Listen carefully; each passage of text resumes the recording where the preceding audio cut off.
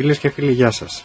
Από σήμερα και όσο πιο συχνά μπορούμε θα σας κάνουμε μια μικρή παρουσίαση των βίντεο κασετών, τις οποίες θα σας τις παρουσιάζουμε στη σελίδα μας στο Facebook και θα μπορείτε να τις δείτε πλέον και σε ένα μικρό βιντεάκι. Αυτή τη φορά λοιπόν σας παρουσιάζουμε τα πρώτα επεισόδια από τη γνωστή αμερικάνικη σειρά Τόλμη και Βοηθεία. Όπως βλέπετε, τη συσκευασία μπροστά είναι με χρυσοτυπία. Είναι η πρώτη φορά που θα την ανοίξουμε, να τη δούμε λίγο στο πλάι. Δείτε την έτσι να πάρετε μια ιδέα. Επίσης χρυσοτυπία. Ανήκει στην εταιρεία Τσίντας.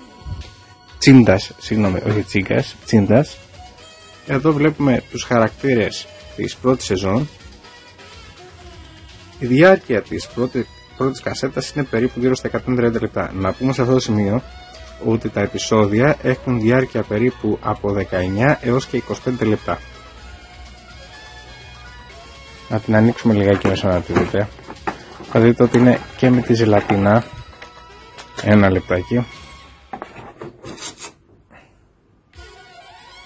Βλέπετε, φαίνεται και η ζελατίνα. Δεν έχει ανοιχτεί ποτέ.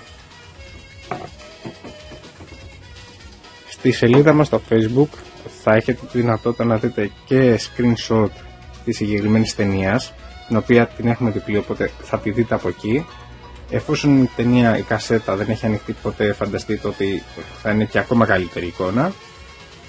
Θα σας δείξουμε trailer, θα έχετε την ευκαιρία να δείτε πολλά πράγματα και να διαβάσετε πολλά πράγματα για τη σειρά μέσα στη σελίδα μας στο Facebook και σας περιμένουμε να την αγοράσετε σε μια εκπληκτική τιμή.